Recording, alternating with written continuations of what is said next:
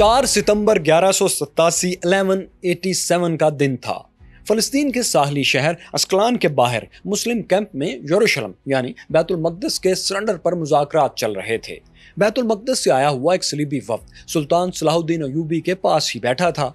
सुल्तान ने उनके सामने शराइत रखी कि अगर तुम पुरअमन तौर पर यरूशलेम को सरेंडर कर दो तो मैं सबको अमान दे दूंगा।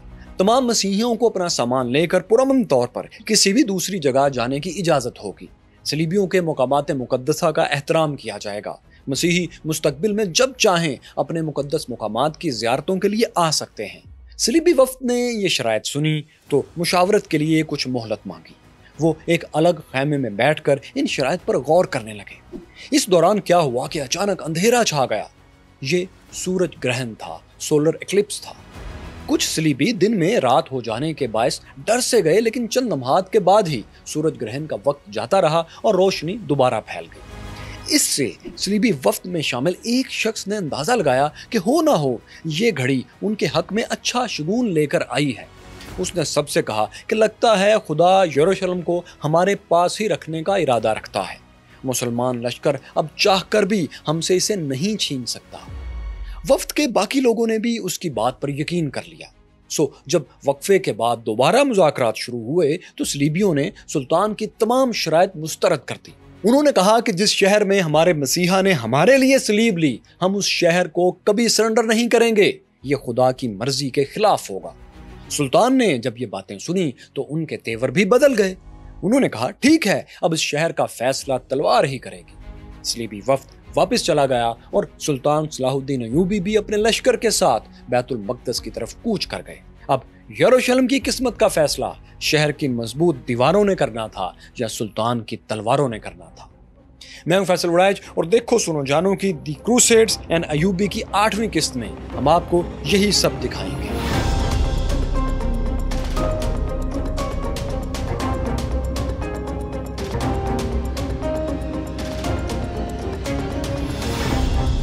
मैक्यूरस फैलोज बैतुल मक़दस के सलीबियों ने सुल्तान से जंग का फैसला तो कर लिया था, लेकिन उस वक्त लड़ने के लिए उनके पास था ही क्या। शहर की मुहाफिज फौज तो अल-हतीन की लड़ाई में खत्म हो चुकी थी, जिसकी कहानी आप पिछली वीडियो में जान चुके हैं। चंद तरबियत याफ्ता फौजियों के अलावा शहर में बाकी सब आम लोग थे जिन्हें लड़ने की ट्रेनिंग नहीं थी। इस पर एक और मुसीबत ये थी कि शहर में मुहाजिरीन की भरमार हो चुकी थी। ये मुहाजिर फ़लस्तीन के उन इलाकों से आए थे जिन पर अब सुल्तान सलाहुद्दीन अय्यूबी कब्जा कर चुके थे। इन मसीही मुहाजिरीन ने शहर के गली कूचों और गिरजा घरों में डेरे डाले हुए थे। तिल धरने की जगह अब शहर में बाकी नहीं रही थी। इतने मुहाजिरीन की वजह से शहर में न सिर्फ ये कि निज़ाम ज़िंदगी तंग पड़ चुका था, बल्कि खाने पीने की चीज़ों का भी काल हो गया था। इन हालात में सलाहुद्दीन अय्यूबी की फतह यकीनी थी। सलीबी किसी तौर भी मुकाबले की हिम्मत नहीं कर सकते थे, लेकिन इस दौरान यरूशलेम में एक ऐसा कमांडर दाखिल हुआ जिसे देखकर सलीबियों के हौसले वाकई बढ़ गए। उन्हें यकीन हो गया कि वो जो सूरज ग्रहण के वक्त अच्छा शगुन हुआ था, अब उसी के पूरा होने का वक्त हुआ चाहता है। अब हमें फतह मिलकर रहेगी और यरूशलेम मुसलमानों के कब्जे में नहीं जाएगा। ये कमांडर जिन पर उन्हें यकीन हुआ था बिलियन ऑफ एबिलिन थे। मैक्यूरस फैलोज बिलियन ऑफ एबिलिन एक सलीबी सरदार थे जो किंगडम ऑफ यरूशलेम की तरफ से जाफा के गवर्नर थे। अल-हतीन की लड़ाई में भी ये शरीक हुए थे, लेकिन सलीबियों की शिकस्त के बाद फरार होकर तायर, जिसे अरबी में सौर भी कहते हैं, वहां चले गए थे। ताहम कमांडर बिलियन के बीवी बच्चे बैतुल मक़दस में थे और वहां जाने के तमाम रास्तों पर अय्यूबी फोर्सेस का कंट्रोल था। कमांडर बिलियन ने सलाहुद्दीन अय्यूबी को पैगाम भेजा कि आप मुझे बैतुल मक़दस जाने के लिए महफूज रास्ता फराहम कर दें ताकि मैं अपने बीवी बच्चों को बहिफाजत निकाल कर सौर में ले आऊं। सुल्तान ने बिलियन को बैतुल मुक़द्दस जाने की इजाज़त दे दी। ताहम उन्होंने ये शर्त भी रख दी कि कमांडर बिलियन वहाँ एक रात से ज़्यादा नहीं ठहरेंगे। इसके अलावा वो अय्यूबी एम्पायर के खिलाफ कभी हथियार भी नहीं उठाएंगे। बिलियन ने ये दोनों शराइत कबूल कर ली और उन्हें बैतुल मक़दस जाने की इजाज़त मिल गई। बिलियन जैसे ही बैतुल मक़दस पहुंचे, यरूशलेम पहुंचे, वो अपने बीवी बच्चों को लेकर खामोशी से शहर से निकल जाना चाहते थे, लेकिन वहां कुछ लोगों ने उन्हें पहचान लिया। वो लोग कमांडर बिलियन को शहर के सबसे बड़े पादरी हरकुलिस के पास ले आए। हरकुलिस ने बिलियन से कहा, आप शहर की कमान संभाल लें और अय्यूबी लश्कर का मुकाबला करें। बिलियन बोले, मैं तो वादा कर चुका हूं, सुल्तान अय्यूबी के खिलाफ हथियार नहीं उठा सकता। इस पर हरकुलिस ने कहा, मैं आपको इस वादे से निजात देता हूँ। वैसे भी एक काफिर से किए गए वादे की अहमियत ही भला क्या है? इस वादे पर अमल करना बड़ा गुनाह है, इसे तोड़ना छोटा गुनाह। अगर आप बैतुल मक़दस को इसी हालत में छोड़कर चले गए तो यकीन कीजिए जहां भी जाएंगे आपको इज्जत नहीं मिलेगी। यह सुनकर कमांडर बिलियन ने शहर के दिफा की हामी भर ली। उन्होंने सुल्तान को एक खत भी लिख दिया और बताया कि शहर के लोगों के कहने पर मुझे मजबूरन वादा तोड़ना पड़ रहा है। सुल्तान सलाहुद्दीन अय्यूबी ने उनका ये उज़्र तस्लीम कर लिया, यानी उन्हें अपने वादे से आज़ाद कर दिया। ताहम बिलियन की तरफ से वादा तोड़ने के बावजूद सलाहुद्दीन अय्यूबी अपने वादे पर कायम रहे।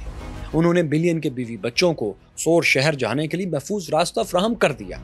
उन्होंने बिलियन की फैमिली को बैतुल मक़दस से बुलाकर अपने खैमे में ठहराया। उनके बच्चों को कीमती लिबास, हीरे जवाहरात और मजीद कई तरह के तोहफे दिए। सुल्तान ने 50 घुड़सवारों का एक दस्ता भी उनके साथ भेजा, जो उन्हें हिफाजत से सौर शहर तक पहुंचा कर वापस आया। बीवी बच्चों की तरफ से बेफिक्र होकर बिलियन ने शहर के दिफा पर अब तवज्जो दी।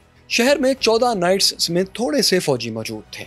चुनाचे बिलियन ने 60 मजीद नौजवानों को नाइट का टाइटल दे दिया। इनमें से अक्सर नौजवानों की उम्र महज 16 बरस 16 ईयर्स थी। शहर में मुहाजिरीन को मिलाकर तकरीबन 60,000 मर्द मौजूद थे। ये लोग तरबियत याफ्ता सिपाही तो नहीं थे, लेकिन शहर की हिफाजती दीवारों पर खड़े होकर दुश्मन पर तीर पत्थर बरसाने के लिए काफ़ी थे। इसके लिए जाहिर है कुछ बहुत ज़्यादा जंगी महारत भी उस वक्त नहीं चाहिए थी। इसी तरह करते करते बिलियन ने आम लोगों में से हज़ारों सिपाही भर्ती कर लिए। इसके अलावा अलहतीन के मैदान से फरार होकर आने वाले कई सिपाहियों को भी बिलियन ने अपनी नई फौज का हिस्सा बना लिया। पादरी हरकुलिस की माली मदद से बिलियन ने सिपाहियों को हथियारों से मुसल्ला भी कर लिया और इन्हें कुछ वक्त के लिए ट्रेनिंग भी दे दी। शहर में खाने पीने की चीज़ें भी काफ़ी मिकदार में जमा कर ली गई। अब ये सारा बंदोबस्त करने के बाद वो अयूबी लश्कर से मुकाबले के लिए काफ़ी हद तक तैयार हो चुके थे। 20 सितंबर 1187 के रोज़ अयूबी लश्कर बैतुल मक़दस की दीवारों के बाहर पहुंच चुका था। अयूबी ये देखकर हैरान रह गए कि शहर की दीवारें मुहाफ़िज़ों से भरी पड़ी हैं, लेकिन सुल्तान जान गए कि ये ज़्यादातर तरबियत याफ्ता फ़ौजी नहीं हैं, ये तो शहरी हैं जो ज़्यादा देर मुज़ाहमत नहीं कर सकेंगे। उन्होंने अपना खैमा शहर की मगरबी दीवार के सामने डेविड गेट के पास नस्ब करवा दिया। इसके बाद उन्होंने इत्तमाम हुज्जत के लिए फॉर्मेलिटी के तौर पर शहर वालों को पैगाम भेजा कि मैं खून खराबा नहीं चाहता, हथियार डाल दो तो बेहतर है। लेकिन शहर वालों ने पहले से ज्यादा शिद्दत से इनकार कर दिया। इस इनकार के बाद अयूबी फौज ने शहर पर तीरों, पत्थरों और ग्रीक फायर की बारिश कर दी।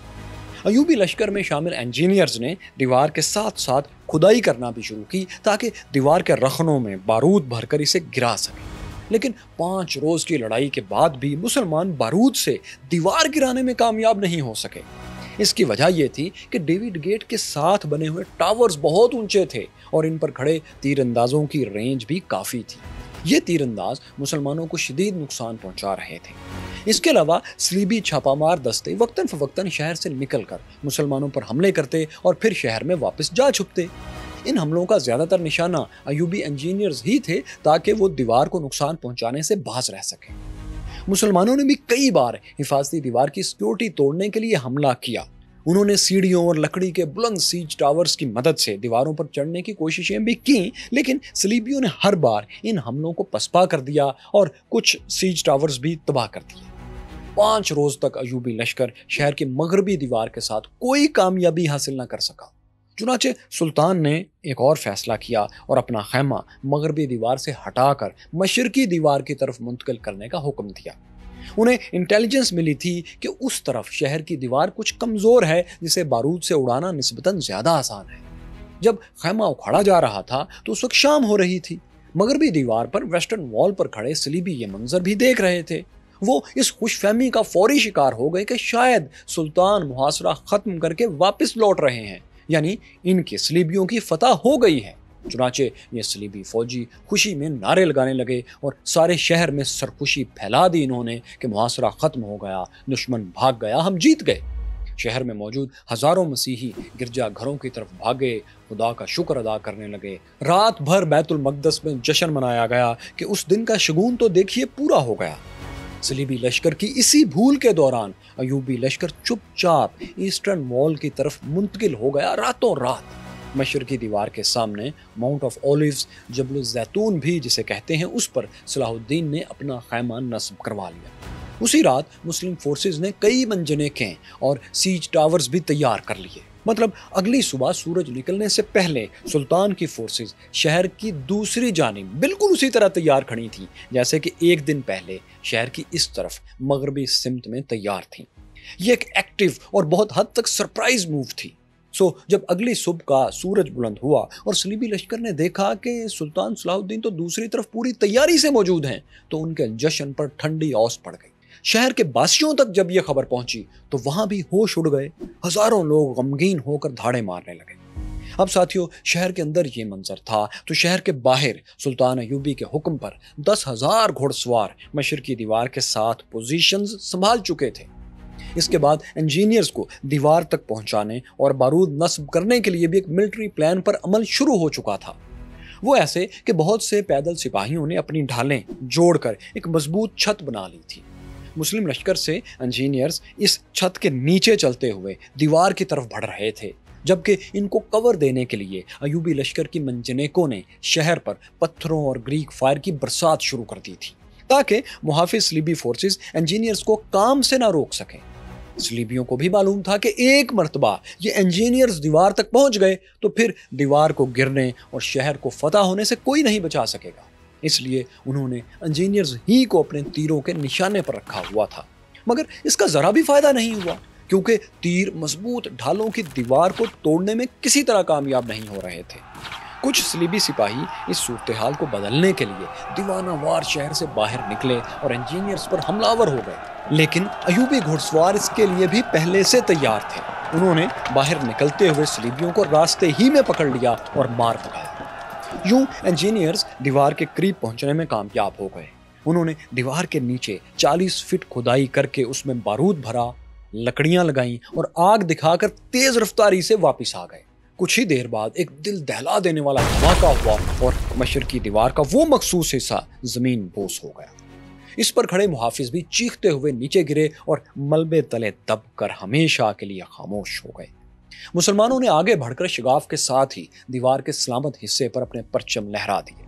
ताहम सुल्तान ने शगाफ के रास्ते उसी रोज हमले का हुक्म नहीं दिया। वो अगले रोज ताजा दम होकर दोबारा हमलावर होना चाहते थे। याद रखें दोस्तों कि सलीबी लश्कर के पास इस शगाफ को फौरी तौर पर फिल करने का कोई इंतजाम नहीं था। वो बस अपनी फोर्सेस की मदद से इस जगह की हिफाजत कर सकते थे, यही उन्होंने किया। उस रात मुस्लिम लश्कर आराम के लिए वापस अपने कैंप में चला गया, लेकिन शहर के अंदर हाहाकार मच गई। लोग समझ गए थे कि अगले रोज जब मुस्लिम लश्कर शगाफ से अंदर दाखिल होगा तो फिर किसी को अब अमान नहीं मिलेगी। कमजोर दिल लोग बेख्तियार होकर अपने आखिरी नफ्सियाती सहारे गिरजा घर में पनाह लेने के लिए भाग खड़े हुए। कुछ तोहम परस्त उस वक्त भी किसी मोजज़े की उम्मीदें लगाकर दुआएं मांगने लगे। कुछ वो भी थे जो यकीनी शिकस्त जानकर अपने गुनाहों की तलाफी के लिए गिड़गड़ाने लगे थे, क्योंकि उनमें से बेशतर को लगता था कि वो शायद कल का सूरज गुरूब होता नहीं देख सकेंगे। कहते हैं बहुत सी बूढ़ी खवातीन ने अपनी जवान बेटियों के बाल भी काट डाले थे ताकि वो सूरत से जरा बुरी नजर आएं और उनकी इज्जतें ना लूटी जाएं। इस सूरत हाल में गवर्नर बिलियन और तमाम सलीबी लीडर्स सर जोड़ कर बैठे। वो समझ चुके थे कि अब उनके सामने 2 ही रास्ते हैं, या तो सरेंडर कर दें या फिर मुसलमानों से लड़कर जान दे दें। मीटिंग में ज्यादातर ने मौत के हक में वोट दिया। फैसला हुआ कि अगले रोज सब मिलकर शहर से निकलेंगे और आखिरी सांस तक दुश्मन का मुकाबला करेंगे। इस मीटिंग में पादरी हरकुलिस भी मौजूद थे। उन्होंने लोगों को लड़ाई से मना किया। उन्होंने कहा, अगर तुम सब मारे गए तो सोचो मुसलमान तुम्हारे बीवी बच्चों को तो गुलाम बना लेंगे। बेहतर है शहर को पुरअमन तौर पर सरेंडर करके अपनी और अपने अहले खाना की जानें बचा लो। कुछ बहस मुबाहसे के बाद पादरी हरकुलिस की बात मान ली गई। चुनाचे अगली सुबह सुल्तान सलाहुद्दीन की फौज किले की टूटी दीवार की तरफ बढ़ रही थी तो एक अजीब वाकया हुआ। कमांडर बिलियन खुद सरेंडर की पेशकश लेकर सलाहुद्दीन अयूबी के कैंप में पहुंच चुके थे। उन्होंने सुल्तान से मुलाकात की और कहा कि हम शहर को सरेंडर करने के लिए तैयार हैं। लेकिन अब सलाहुद्दीन अयूबी सरेंडर कबूल करने के लिए तैयार नहीं थे। उन्होंने बैरूनी दीवार के शिगाफ की तरफ इशारा करते हुए कमांडर से कहा, बिलियन से कहा कि जो शहर फतह हो चुका है वो कैसे सुलह की शराइत भला तय कर सकता है। सुल्तान के इस जवाब पर बिलियन खामोश हो गए। दोनों कमांडर्स अब एक ही जगह से जंग का मंजर देखने लगे। अब हुआ ये कि शहर के मुहाफिजों ने किसी न किसी तरह हमलावर मुसलमान लश्कर को पहली दफा नाकाम कर दिया और उन्हें पीछे धकेल दिया। मुसलमान फोर्सेस शिगाफ से अंदर दाखिल नहीं हो सकी। यूबी फोर्सेस का पहला हमला नाकामी से दो चार हुआ। ये देखकर बिलियन ने एक बार फिर सुल्तान से सुलह की दरख्वास्त की। साथ ही उन्होंने ढके छुपे अल्फाज में धमकी दी कि अगर आपने जंग जारी रखी तो मसीही लोग अपने बीवी बच्चों को कत्ल करके अपनी हर कीमती चीज जला देंगे। आपको शहर से ना दौलत मिलेगी और ना ही कोई गुलाम मिलेंगे। गुम्बद सगरा और मस्जिद अक्सा को बर्बाद कर दिया जाएगा। शहर में मौजूद 5000 मुसलमान कैदियों को भी लोग हलाक कर देंगे। फिर सब बाहर निकलकर मुसलमानों पर टूट पड़ेंगे। इस जंग में या तो हम इज्जत की मौत मरेंगे या फिर कामयाब हो जाएंगे। हम में से कोई भी जिंदा नहीं रहेगा आपकी फतह तक। बिलियन के इन अल्फाज ने सलाहुद्दीन अय्यूबी को परेशान कर दिया। वो मस्जिद अक्सा और ख़ास तौर पर 5000 मुसलमानों की जानों को बचाना चाहते थे, उन्हें खतरे में नहीं डालना चाहते थे। उन्होंने कसम खाई थी कि वो शहर को तलवार से फतह करेंगे, लेकिन बिलियन की इस धमकी के बाद वो अपनी कसम तोड़ने पर, इस पर रीथिंक करने पर मजबूर हो गए। उन्होंने बिलियन से कहा, ठीक है, अगर सलीबी फोर्सेस पुरम तौर पर सरेंडर करने को तैयार हैं तो तमाम शहरियों को अमान दे दी जाएगी।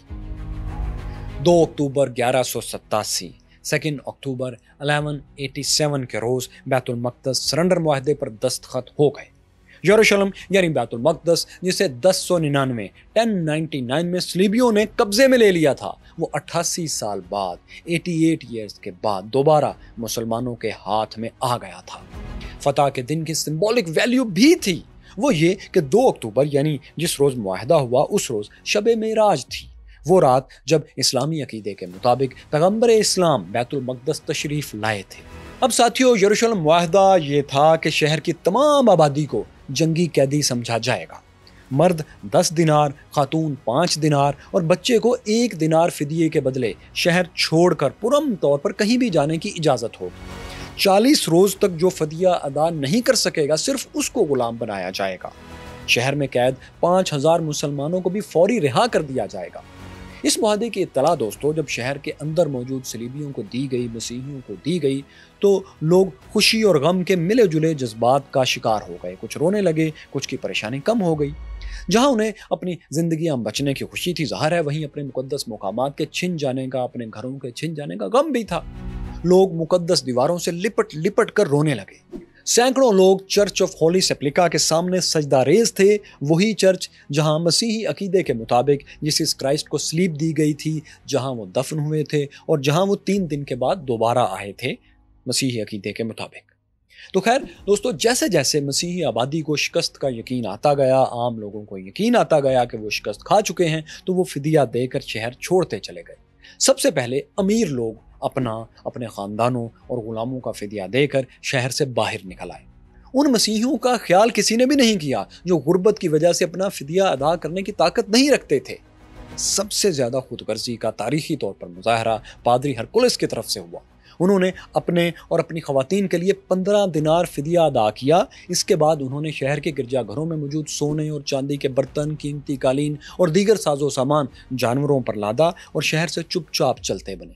हत्ता कि चर्च ऑफ होली सेप्लिका में लगी एक सोने की प्लेट थी, वो भी उन्होंने नहीं छोड़ी। वेस्टर्न हिस्टोरियंस के मुताबिक ये सारा खजाना कम से कम 15,000 मसीहियों को आज़ादी दिलवाने के काबिल था। सुल्तान सलाहुद्दीन अय्यूबी के ओहदेदारों ने सुल्तान से शिकायत की कि ये मगरूर शख्स इतनी ज्यादा दौलत लेकर जा रहा है, इसे रोकना चाहिए। लेकिन सुल्तान ने यह कहकर इनकार कर दिया कि मैं अब जुबान दे चुका हूं, मैं अपना कॉल वापस नहीं ले सकता। मैं कह चुका हूं कि ये जितना चाहे साजो सामान साथ ले जा सकते हैं। मैं चाहता हूं मेरे दुश्मन मुझे वादा खिलाफी का इल्जाम ना दें। सो जो शख्स जो माल ले जा रहा है उसे ले जाने दिया जाए। जब मुआहदे के मुताबिक दोस्तों 40 रोज पूरे हुए तो उस वक्त भी हजारों मसीही अभी बैतुल मक़दस में मौजूद थे। इस मौके पर सुल्तान के भाई अल आदिल ने 1000 मसीही गुलामों का फिदिया अदा करके उन्हें भी शहर छोड़ने में सहूलत फराहम की। इसके अलावा कमांडर बिलियन, जो कि अभी तक शहर के अंदर ही मौजूद थे, लोगों के साथ थे और शहर का खजाना भी अभी उनके पास था, उन्होंने मजीद 7000 मसीहियों को तावान देकर रिहा करवा लिया। सुल्तान ने तमाम बूढ़े लोग जो कि तावान अदा नहीं कर सकते थे, उन्हें भी शहर छोड़ने की इजाज़त अपनी तरफ से दे दी। اس کے علاوہ ان کے حکم پر مسلمان سپاہیوں نے بہت سے مسیحیوں سے ان کا سامان پیسوں کے بدلے خرید لیا۔ ان پیسوں سے یہ مسیحی بھی اپنا تاوان ادا کر کے چلے گئے۔ اسی طرح سلطان کے سامنے بہت سی مسیحی خواتین بھی پیش ہوئیں۔ انہوں نے رو رو کر بتایا کہ ان کے شوہر یا والد مختلف جنگوں میں مارے جا چکے ہیں یا قیدی بنا لیے گئے ہیں، ان کے پاس اب خرچ چلانے کے لیے کچھ بھی نہیں ہے، ان کے پاس کچھ بچا ہی نہیں۔ تو سلطان نے ان میں سے جن کے شوہر یا بھائی اس وقت ان کی قید میں تھے انہیں رہا کر دیا، جبکہ تمام خواتین کی مالی مدد بھی کی کہ وہ فدیہ ادا کر کے آزادی سے کہیں جا سکیں۔